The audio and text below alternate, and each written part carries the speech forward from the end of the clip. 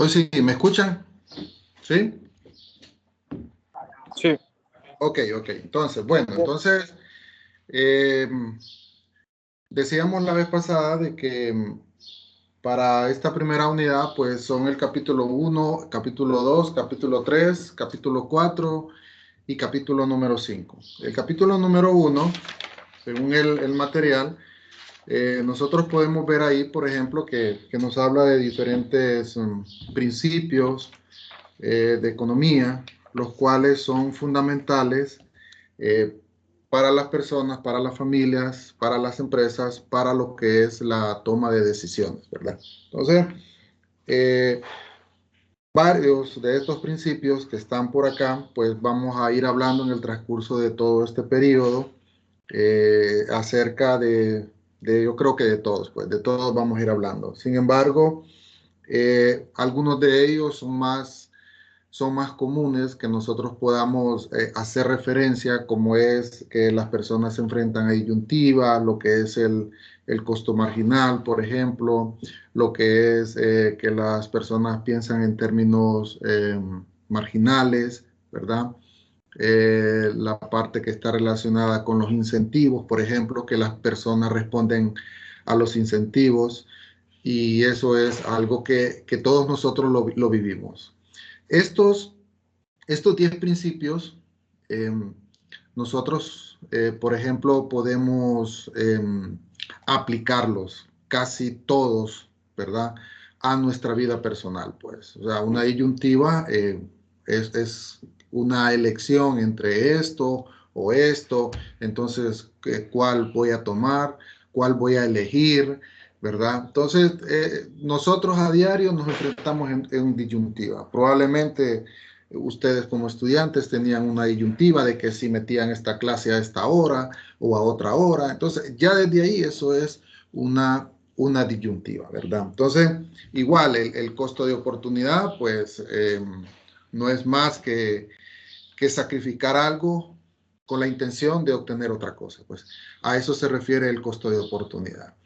De ninguna forma, por ejemplo, vamos a pensar que el hecho de que estemos sacrificando una cosa para obtener otra cosa es que ese beneficio lo vamos a tener nunca, por ejemplo, no lo vamos a tener nunca.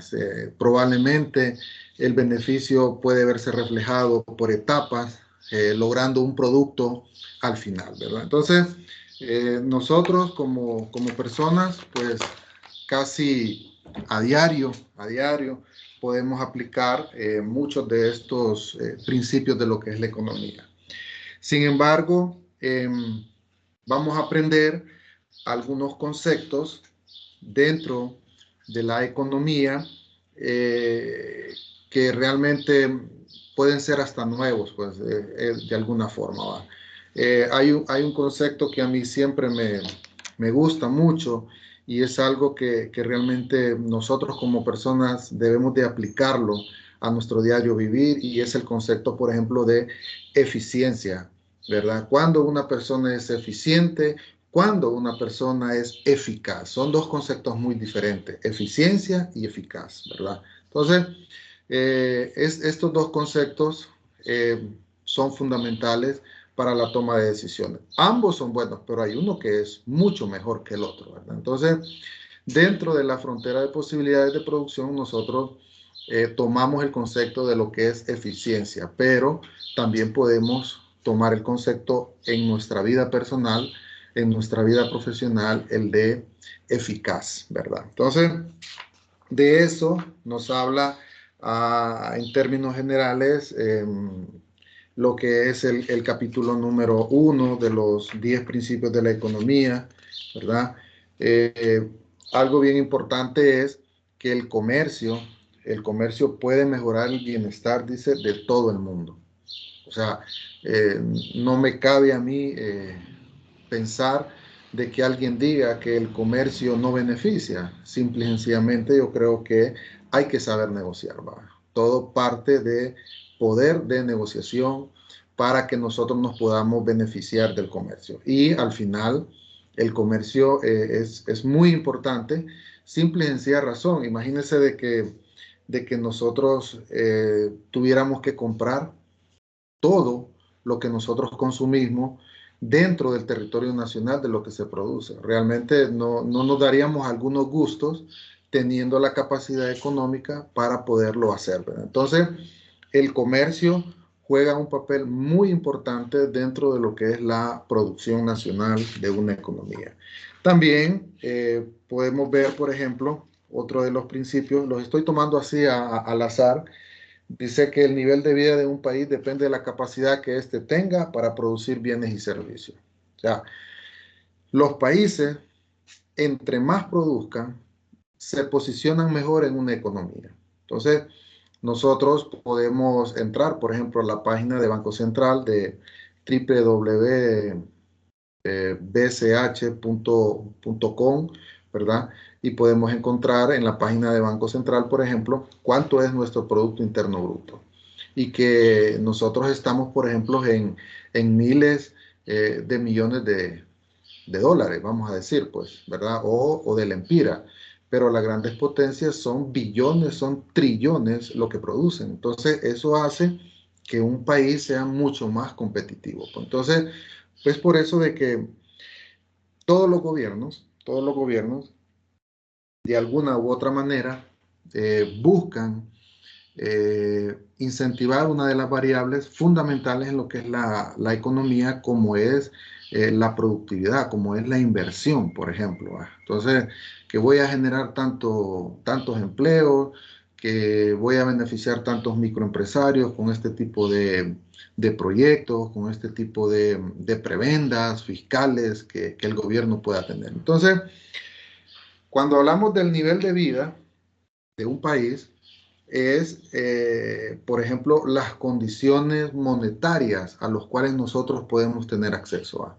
Una de las variables macro que se mide el nivel de vida se le llama PIB per cápita, que está relacionado con el ingreso.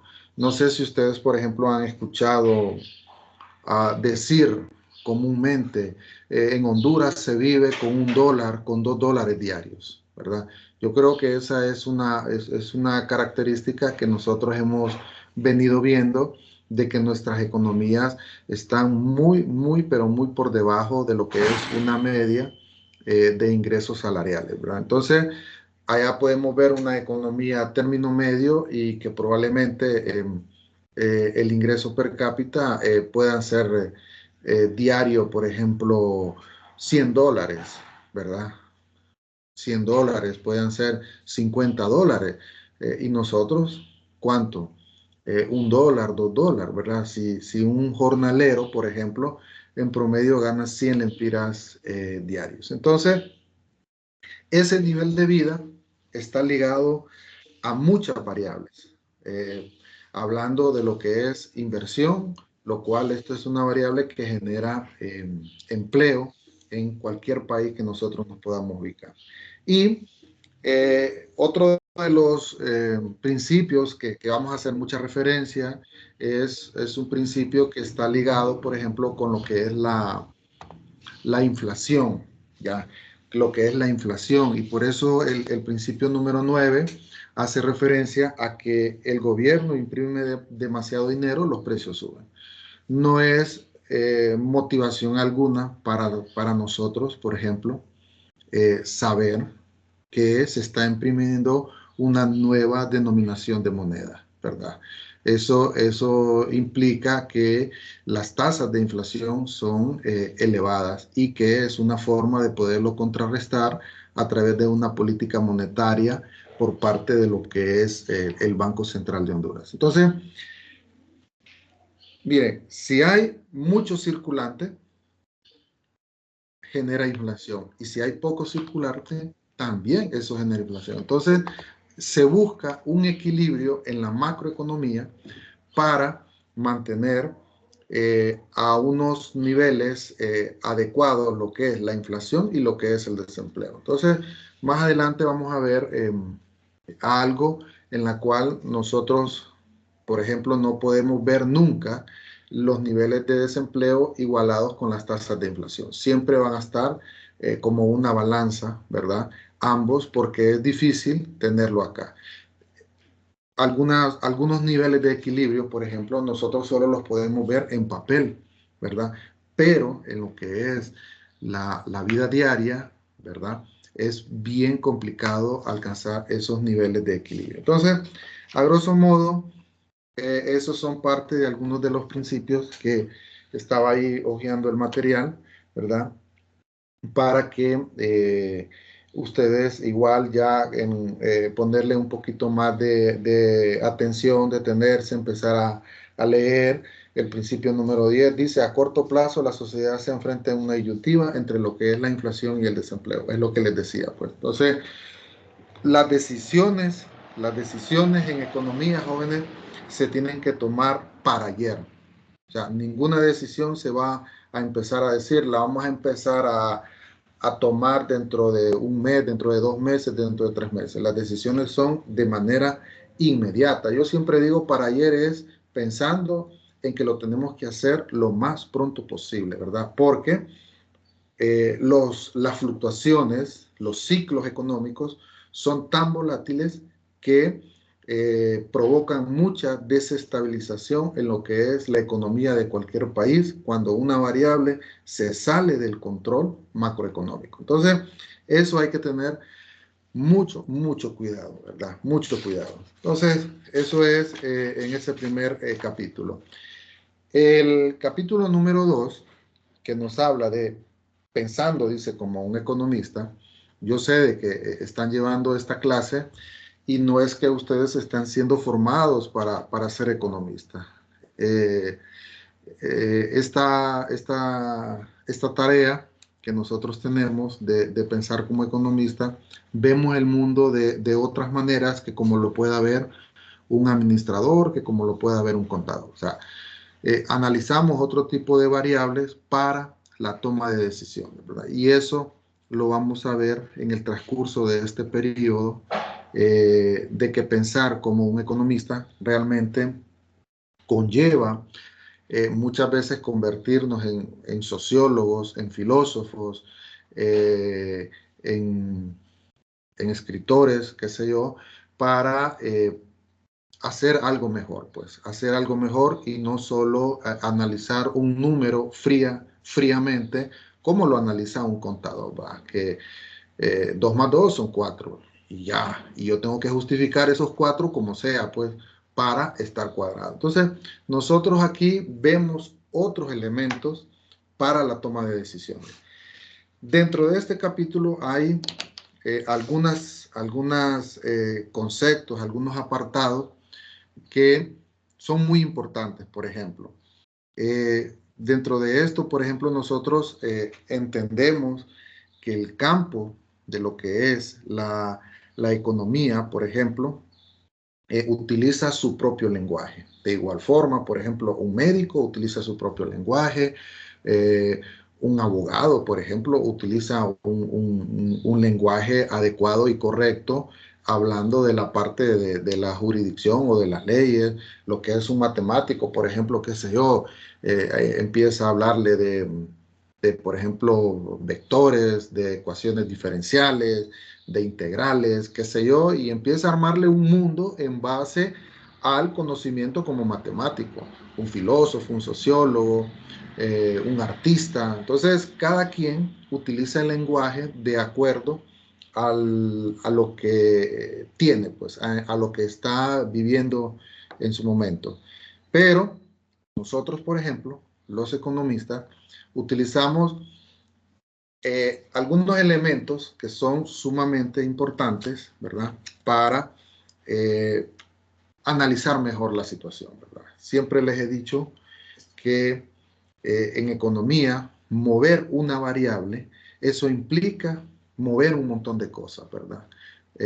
Porque esa variable tiene mucha influencia de forma directa en otras variables y no digamos indirectas en otras variables. Entonces, la metodología económica de este capítulo vamos a comenzar viendo, por ejemplo, que los economistas dicen como científicos, pero cuando hablamos de los economistas científicos es pensar en utilizar el método científico. Y el método científico conlleva tres situaciones: la observación, la teoría y dice más observación. Otros libros dicen observación, teoría y más análisis, o observación, teoría y más observación, como está acá. Pero eh, el lenguaje de un libro con otro libro hay veces que difiere, pues, difiere.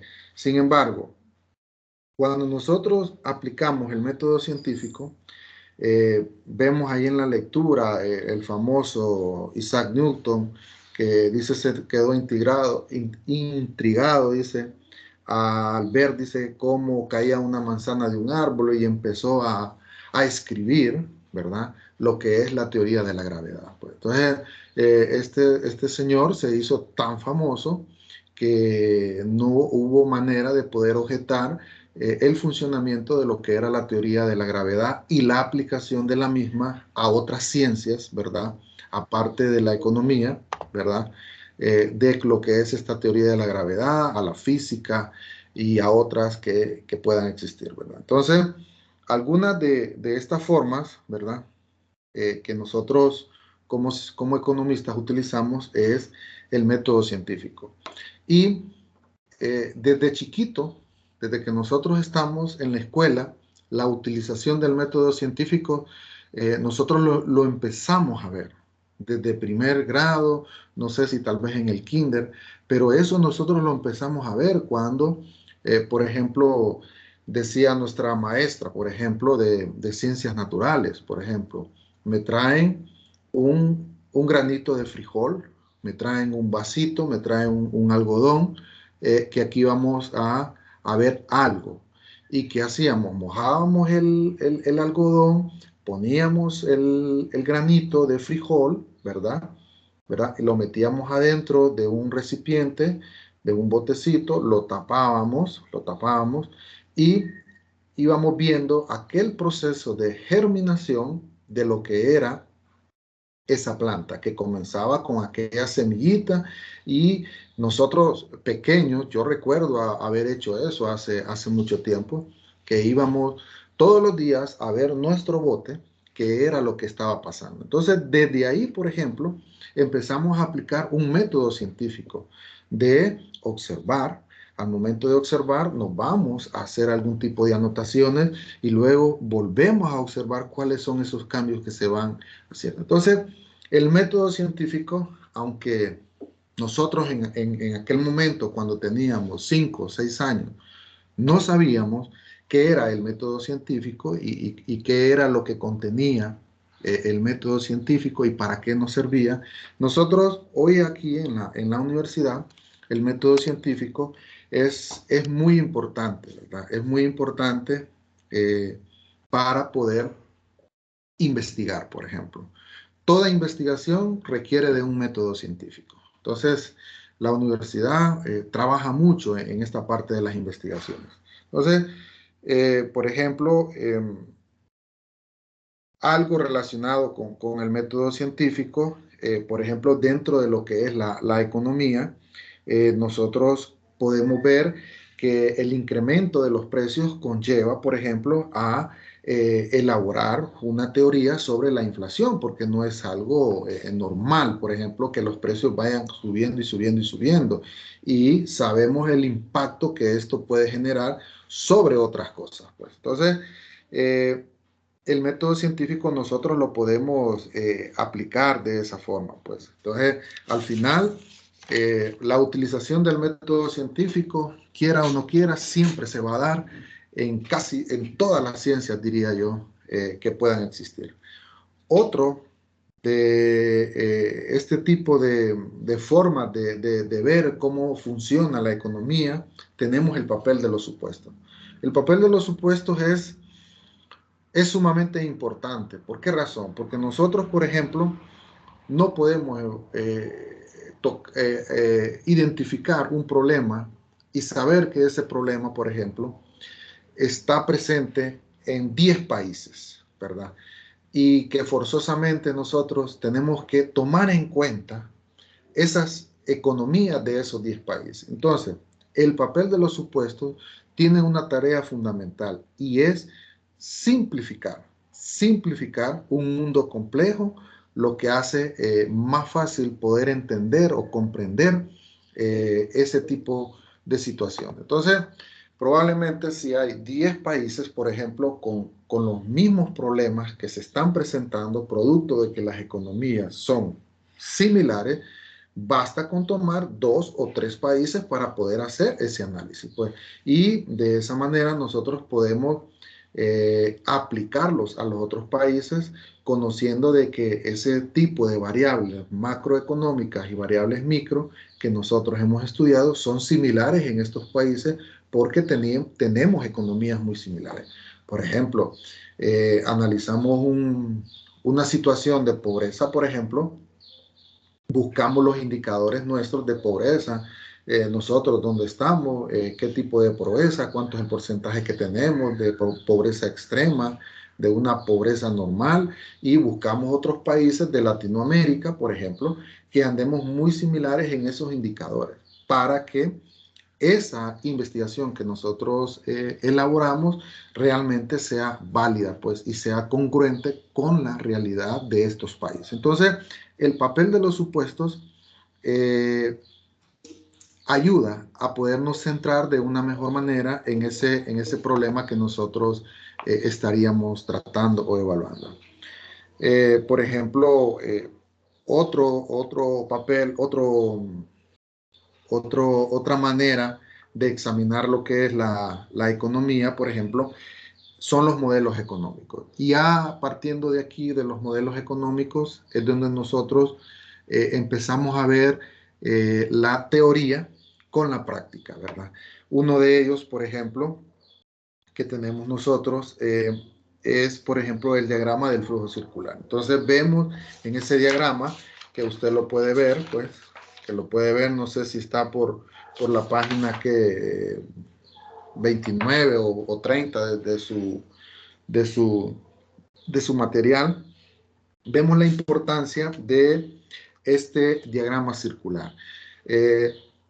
Por ahí va a encontrarse usted de que de repente no es lo mejor que nosotros podamos tener, porque el mismo diagrama deja por fuera otras variables que al final no sirven para tomar mejores decisiones. Pero en realidad este diagrama eh, tiene una simplicidad, vamos a decir, en cuanto a poder analizar variables que son torales para hacer un mejor análisis. Entonces, este diagrama del flujo circular eh, interactúan varios actores, ¿verdad? Interactúan varios actores con el simple hecho de ver cómo funciona de una mejor manera el mundo o cómo funciona una economía. Entonces, dentro de este diagrama del flujo circular, vemos, por ejemplo, cuatro variables principales, que tenemos el mercado de bienes y servicios, tenemos el mercado de los factores de producción, tenemos lo que son las empresas y tenemos lo que son las familias. Entonces, estos 4 elementos son sumamente importantes para poder analizar cómo funciona el mundo, cómo funcionan las economías, ¿verdad?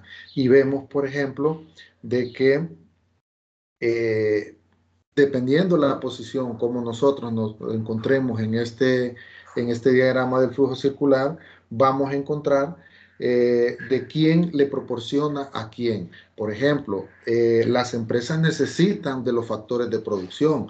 Los factores de producción son tierra, capital y trabajo. ¿Y quiénes son los dueños de los factores de producción? Los dueños de los factores de producción son las familias y a la vez estas familias son las mismas dueñas de las empresas. No todas, ¿va? Lógicamente, ¿va? Entonces, pero también vemos cómo se convergen el mercado de de bienes y servicios, pues, y cómo se convergen el mercado de los factores de producción. Entonces, al final, dentro de esta lectura, vamos a ver lo rico que es el funcionamiento de la economía. Quién compra, quién vende, ¿verdad? Todos saberse ubicar desde qué punto de vista nos vamos a encontrar en este diagrama de lo que es el flujo circular. Algo bien importante, por ejemplo, algo bien importante es que también otro de los modelos que nosotros utilizamos mucho, ¿verdad? En lo que es la economía, por ejemplo, es este segundo modelo que trata sobre lo que es la frontera de posibilidades de producción.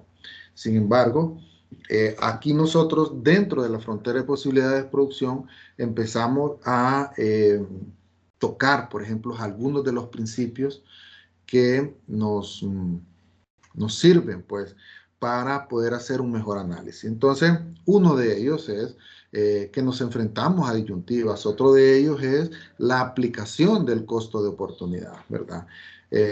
Principalmente. Entonces, ustedes tienen ahí en su material una gráfica, ¿verdad? En el cual se representa el diagrama de flujo circular. Entonces, vamos a, vamos a copiar nuevamente esta gráfica y vamos a hacer algún tipo de explicaciones de las que están ahí. Vamos a hablar un poco y vamos a hacer de repente algunas adiciones a esta gráfica y posteriormente vamos a desarrollar un ejercicio del cálculo del costo de oportunidad utilizando una frontera de posibilidades de producción. Entonces, si usted tiene el material, yo lo invito a que busque dentro del capítulo número 2 el modelo, ¿verdad? El segundo modelo que es la frontera de posibilidades de producción, normalmente abreviado FPP mayúscula, ¿verdad? Entonces, vamos a hacer algún cambio en este momento.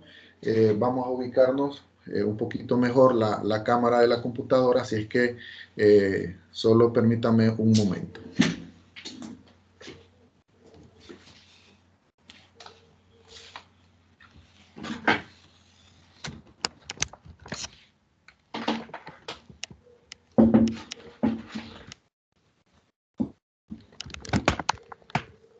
Yo creo que ahí van a tener un poquito de una mejor visión sobre lo que es la pizarra, que es esta parte. Estamos haciendo, como dicen algunos por ahí, alguna pequeña maroma, ¿verdad? Alguna pequeña maroma con la computadora para ubicarla en una mejor posición, ¿verdad? Entonces, tenemos acá, por ejemplo, lo que es la frontera de posibilidades de producción. ¿Se mira mejor la pizarra? Vamos a ver. Vamos a hacer una gráfica. Ustedes me dicen si hay una mejor visión, ¿verdad? Me interesa la visión que ustedes pueden tener. Ok. Entonces, vamos a dibujar una frontera de posibilidades de producción. Vamos a hablar sobre la frontera que está en el material. Posteriormente, yo les voy a dar un ejercicio del cual vamos a platicar y vamos a hacer algún tipo de análisis sobre esa frontera que vamos a tener. Entonces, esta frontera de posibilidades de producción, si ustedes ven, ¿verdad? Habla específicamente de dos tipos de bienes. Tenemos las computadoras y tenemos los carros, ¿verdad? Entonces vamos a colocar sobre este eje, matemáticamente se le conoce como el eje de ¿qué? De las ordenadas. Las ordenadas las vemos representadas en el eje de la Y. Y aquí abajo tenemos X, que se le conoce como las abscisas. Entonces, en las ordenadas tenemos lo que son las computadoras, ¿verdad? Y acá vamos a tener una variable que se van a llamar carros. Es decir, hay una relación también entre computadoras y carros, porque puede hacer de que estas computadoras sean las computadoras que necesitan los carros, ¿ya? Entonces vamos a hablar de estos dos bienes. No creamos que estas computadoras son computadoras de escritorio de repente, sino que hay una relación en producir estos dos bienes, ¿verdad? Algo básico dentro de una frontera de posibilidades de producción es saber qué es el concepto. los conceptos son muy fundamentales que nosotros los podamos conocer. ¿Por qué? Porque nos van a ayudar para poder hablar sobre cualquier ejercicio que a nosotros tengamos, sobre cualquier ejercicio. Entonces, ¿qué dice el concepto? Dice el concepto de la frontera de posibilidades de producción. ¿Qué dice el concepto? Vamos a ver.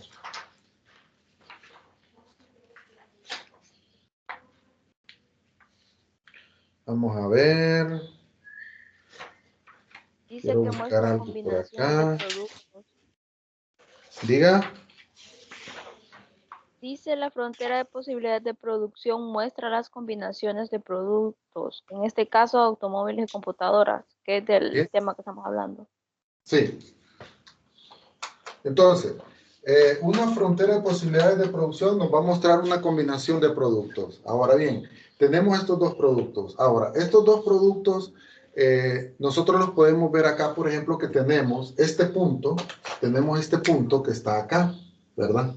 Y tenemos este otro punto que está al otro extremo. Entonces, estos puntos significan producción máxima que se está produciendo.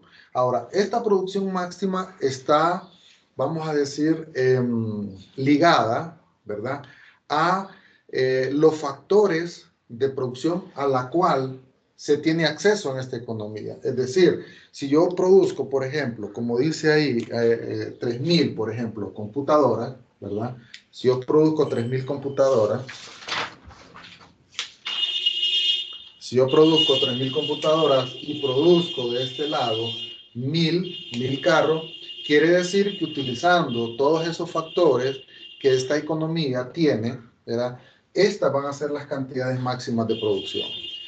Supongamos que este es el país Honduras. Supongamos que este es el país.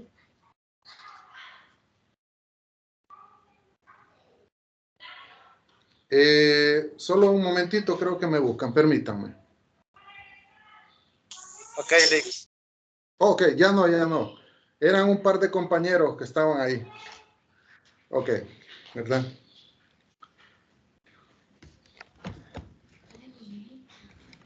Ya. Eran dos compañeros de la universidad, pero bueno, ya se fueron, pues estamos en clase. Entonces, decíamos estos productos, probablemente este sea la economía nuestra. Supongamos que nosotros produzcamos computadoras y produzcamos carros, que no es el caso, ¿verdad? Pero vamos a suponer. Entonces, de acuerdo a los factores de producción que se tiene y a la tecnología que está al alcance, vamos a decir que se producen 3.000 computadores y se producen 1.000 vehículos, pero probablemente otra economía que tenga mejores condiciones produzcan 5.000 y 3.000, por ejemplo, vehículos. Entonces, todo varía de acuerdo a el tipo de economía en el cual se está inmerso. Entonces, dentro de los conceptos de la frontera de posibilidades de producción, vamos a encontrar, por ejemplo, que los puntos que están adentro de mi frontera de producción, llamémosle este un punto, se convierte en un punto ineficiente. Y los puntos que están fuera de mi frontera de producción, aquí es, por ejemplo, fuera. Este es un punto fuera porque no está sobre la frontera de posibilidades de producción. Son puntos inalcanzables. Sin embargo, todos los puntos que están sobre la frontera de posibilidades de producción se le llaman puntos eficientes, independientemente que exista aquella disyuntiva de producir más de una cosa y menos de la otra o viceversa. Entonces, por ejemplo, el punto número A tiene una producción de 2.200 computadoras con 600 carros. Tenemos el punto B, este es un punto A, tenemos el punto B siendo un punto eficiente porque se encuentra sobre la frontera de posibilidades de producción. Tenemos una producción de 2.000 computadoras y tenemos una producción de 700 carros. Entonces, vemos nosotros aquí, por ejemplo, que nos encontramos sobre una disyuntiva, ¿verdad? Si produzco de esto, produzco del otro. Si produzco menos de este, produzco más del otro. Entonces, ya ahí nosotros empezamos a aplicar los conceptos de los principios que nosotros vemos en el capítulo número 1. Sin embargo, dentro de la frontera de posibilidades de producción, por ejemplo, hay algo que nos piden y es calcular el costo de oportunidad. El costo de oportunidad yo lo puedo calcular sobre una frontera de posibilidades de producción, siempre y cuando los puntos que yo tengo que tomar en consideración estén sobre la frontera de posibilidades de producción, ¿verdad? Yo puedo tener dentro de este punto ineficiente que se llama un punto D, A, B, C, tenemos este, sería el C para que fuera un orden lógico, pero si usted me dice, calcule el costo de oportunidad del punto A al punto C, yo le diría que no se puede, ¿verdad? Porque no puedo calcularlo sobre algo que no existe. Calcule el costo de oportunidad del punto A sobre el punto D. Yo le puedo decir que eso no existe, porque no puedo calcular sobre algo que, teniendo acceso a todo eso que la economía tiene, ¿verdad? Que existen esos factores, me estoy ubicando en una producción que está por acá, una producción totalmente ineficiente, ¿verdad? Algo que se debe analizar por qué estoy ubicado yo acá, ¿verdad? Y por qué otros se encuentran acá. Entonces, eso trataría, ¿verdad? Sin embargo, en la frontera de posibilidades de producción hay una variable que nosotros la podemos utilizar. Esta es una frontera de posibilidades de producción. Hay una variable que es el costo de oportunidad. Costo de oportunidad. ¿Y qué dice el costo de oportunidad? ¿Verdad? Es lo que se sacrifica con el objeto de obtener otra cosa. Entonces, ¿cuál es mi costo de oportunidad? Mi costo de oportunidad sobre una frontera, yo lo puedo analizar sobre algo así, por ejemplo. Yo puedo calcular el costo de oportunidad cuando yo me muevo de un punto A un punto B.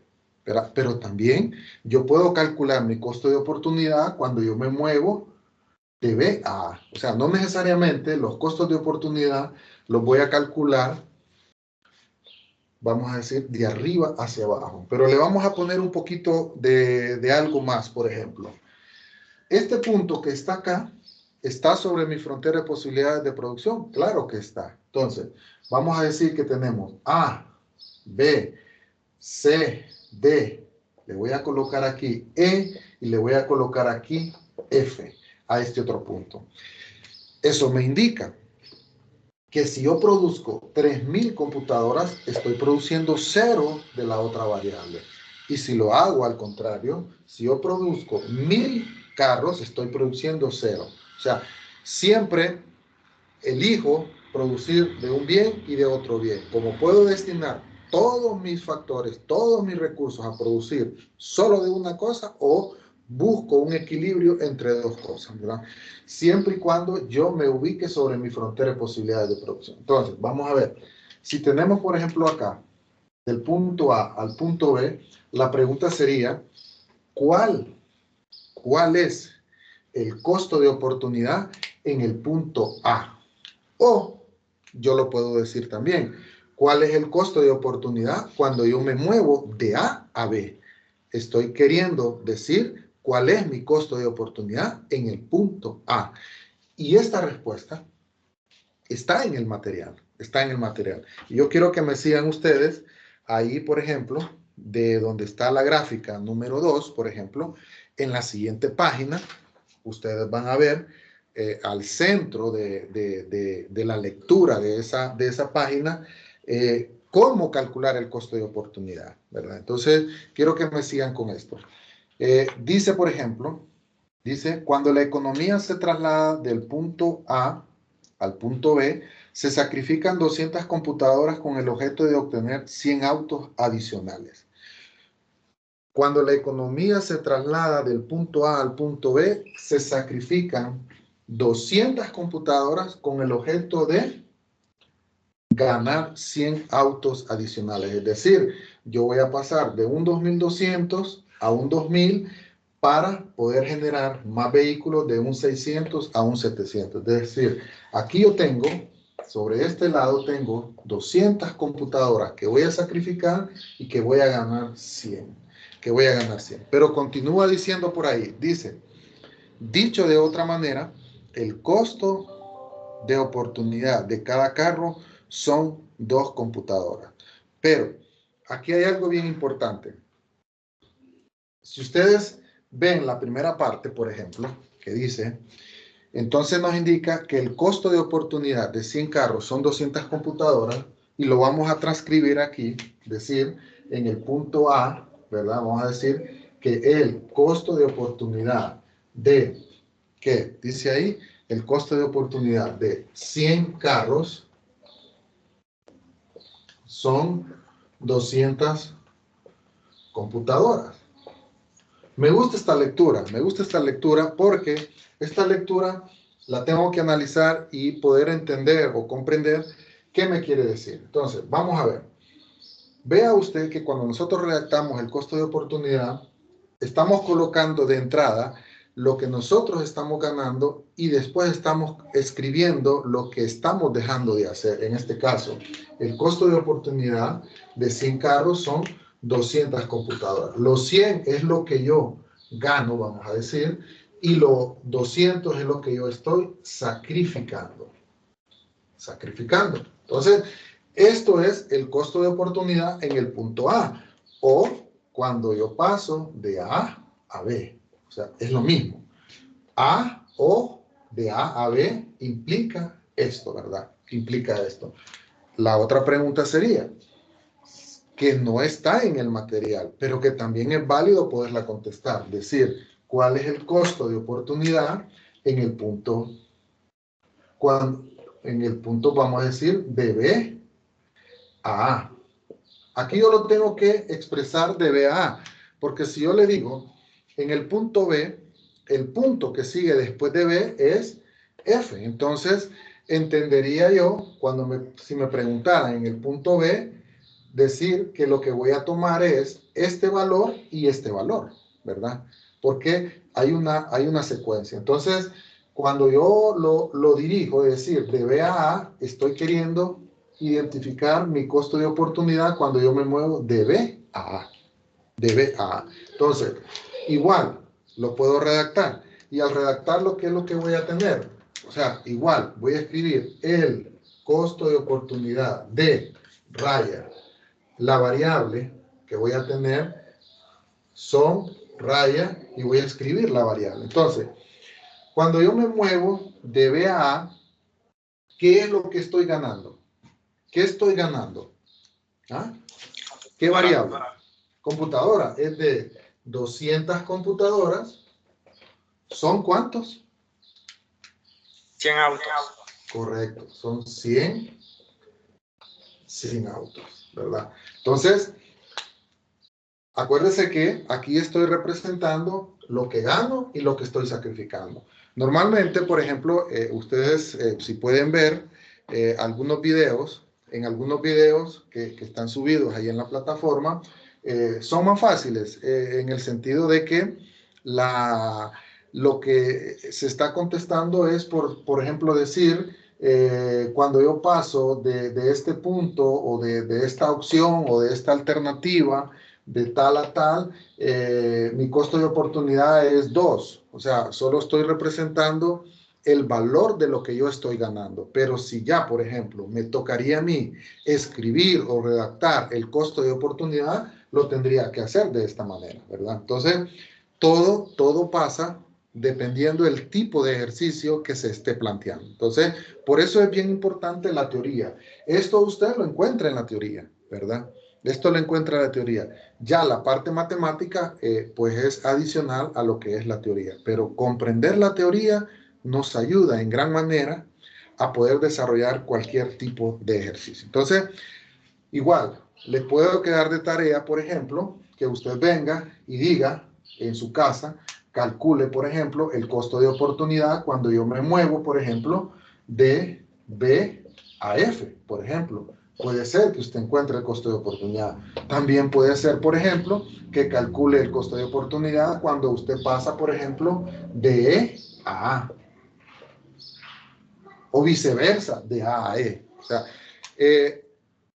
practicar teniendo, imagine 1, 2, 3, 4, o sea, aquí tiene para redactar 4 ejercicios de un lado para acá, 4 ejercicios de otro lado para arriba, de hacia abajo hacia arriba, otros ejercicios de en medio hacia arriba, otros ejercicios de en medio hacia abajo. Yo puedo tomar, por ejemplo, cuál es el costo de oportunidad y decir de A a F, por ejemplo, ¿verdad? Me ubico en este punto, cuál es el valor, y me ubico en este punto, cuál es el valor, y encuentro lo que son los pares ordenados, ¿verdad? Entonces, si nosotros, por ejemplo, trabajamos el costo de oportunidad, fíjense que el costo de oportunidad lo vamos a encontrar en la teoría, que no es más también como representar la pendiente, por ejemplo, dentro de una frontera de posibilidades de producción.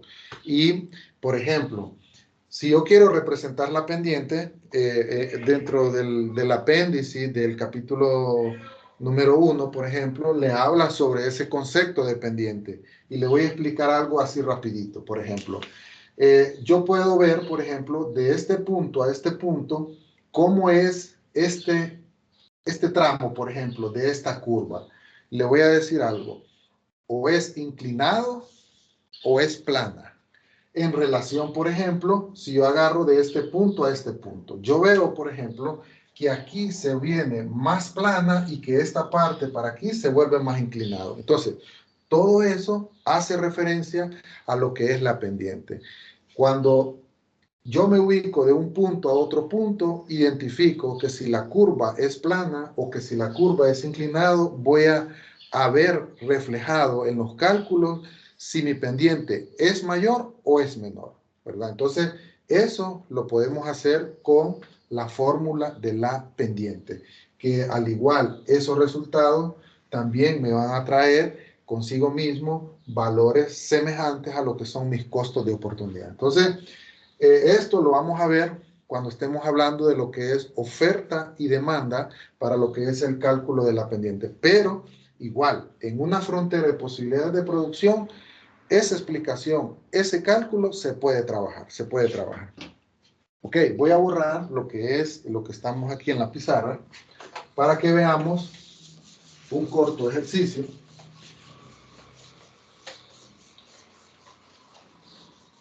Un corto ejercicio. Anteriormente yo les decía a ustedes que el capítulo número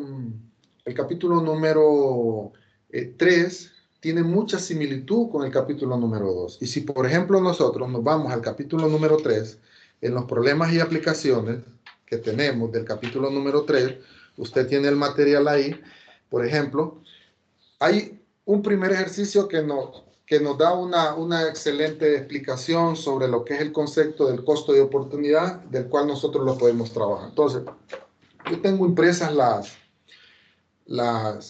los capítulos, por ejemplo. Yo tengo impresos los capítulos, son impresiones bastante de ya hace varios años. Entonces, por ejemplo, me voy a ir con el ejercicio número 1. El número 1 de los problemas y aplicaciones del capítulo número 3. Dice, María destina 5 horas diarias a estudiar y puede leer 20 páginas de economía en una hora, pero también puede leer 50 páginas de sociología. Ella pasa 5 horas del día estudiando. Le dice la primera pregunta, dibuje la frontera de posibilidades de producción de María para leer economía y sociología. Y le dice una segunda pregunta, ¿cuál es el costo de oportunidad de María de leer 100 páginas de sociología? Entonces, eso que está ahí lo vamos a llevar a una gráfica, ¿verdad? Y vamos a diseñar, vamos a representar una frontera de posibilidades de producción. Entonces, esta es una frontera de posibilidades de producción. Esta es la frontera de posibilidades de producción de María. Entonces, vamos a extraer la información que está en el material. Vamos a extraer la información que está en el material. Y tenemos aquí que nos dice que puede leer, dice, estudia 5 horas y que estudia, dice, 20 páginas de economía. Igual, dice que en ese mismo tiempo, dije, en una hora, dice. ¿verdad? 20 páginas de economía en una hora, pero también puede leer 50 páginas de sociología en esa hora, ¿verdad? Quiere decir que, ¿qué tiene por acá? Vamos a ver, 50 páginas, ¿verdad? Que son siempre las mismas 5 horas, nada más que son 50 páginas de sociología. Entonces, dibuje la frontera. Para yo dibujar la frontera necesito hacer esta gráfica y me voy a ir a lo que es la teoría. ¿Qué dice la teoría? Que estos puntos que yo tengo aquí son puntos máximos. Es decir, yo no puedo representar en este punto, por ejemplo, si voy a utilizar la variable, vaya, digamos aquí sociología, por ejemplo, y aquí voy a utilizar la variable economía o viceversa, ¿verdad? Voy a utilizar y voy a decir 20 páginas y voy a decir aquí 50 páginas. Sería incorrecto. ¿Por qué? Porque hay una variable que tengo aquí que se llama tiempo. Es decir, el tiempo es lo que me determina lo máximo, o sea, es el recurso que yo tengo, ¿verdad? Para poder producir. Es ese factor que yo tengo para poder producir. ¿Qué quiere decir? Que yo necesito encontrar esas cantidades máximas. Y esas cantidades máximas, de la única manera que lo voy a hacer es multiplicando lo que yo hago en una hora, ¿verdad? Y lo que yo hago en esas 5 horas de manera general. Entonces voy a tener 5 por 20, 100 páginas de economía, y 5 por 50 voy a tener 250 páginas. Ahora sí, estos son valores máximos utilizando esos recursos al cual yo tengo acceso en esta economía. Y voy a decir que son 250 páginas, ¿verdad? Son en páginas, y voy a tener aquí 100 páginas. Entonces, ahí sí, yo ya estoy haciendo hablar este gráfico. Estoy diciendo que la representación de esta frontera está expresada con una producción máxima de lectura de 250 páginas en 5 horas y de 100 páginas en 5 horas de economía. Entonces viene después y me dice, ¿cuál es el costo de oportunidad de María de leer 100 páginas de sociología? La pregunta aquí es, si yo leo, por ejemplo, dice acá, ¿cuál es el costo de oportunidad de María de leer 100 páginas de sociología? Si yo leo 100 páginas de sociología, ¿cuánto estoy dejando de leer de la otra variable? Acuérdese que las 100 páginas es lo que yo estoy ganando. Entonces, ¿cuánto es lo que me estoy sacrificando? Entonces, ¿qué es lo que voy a decir? Bueno, algo sencillo. ¿Qué es lo que voy a decir? 100 páginas de sociología, ¿a cuántas horas equivalen? A 2 horas. A 2 horas, ¿verdad? Y en 2 horas, de economía, ¿cuántas páginas equivalen de lectura? 40. 40 páginas de economía, ¿verdad? Entonces, ¿cuál va a ser la contestación? Que el costo de oportunidad, ¿verdad? ¿De qué? De las 100 páginas de sociología son 40 de economía, ¿verdad? Entonces, estoy representando lo que dijimos a un inicio acá. Primero lo que estoy ganando y después lo que yo me estoy sacrificando. Entonces, vean ustedes que nosotros a un ejercicio lo podemos tener sobre la base de una lectura, pero que también nosotros lo podemos llevar a una representación gráfica, y si nosotros conocemos la teoría, pues no hay nada que nos detenga. Todos los ejercicios que están ahí al final de cada capítulo se pueden desarrollar porque tienen el fundamento en lo que es la parte teórica y pueden haber cualquier cantidad.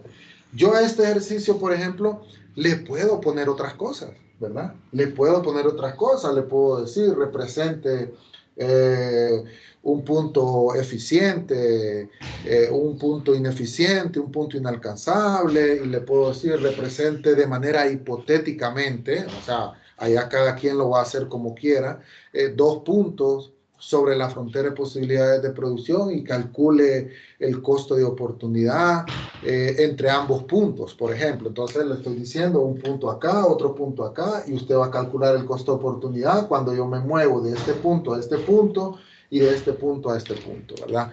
O sea, y usted va a determinar qué valores usted le va a colocar aquí y qué valor usted le va a colocar aquí y qué valor usted le va a colocar aquí.